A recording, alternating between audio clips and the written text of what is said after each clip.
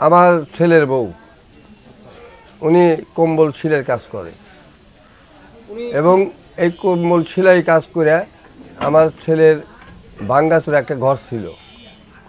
এই কম্বলের কাজ করে সে একটা ঘর করছে এবং ছেলে মেয়েকে লেখাপড়া করাইতেছে। একটা বকরি কিনে সে লালন পালন করতেছে, তার থেকে বাচ্চা কাচ্চা হয়, সেই বাচ্চার থেকে অনেকগুলো আয় আসে। এই কর্ম করেই, এই কর্মের উপরে এই ব্লেজার সেলাই করে, এই কম্বল সেলাই করে।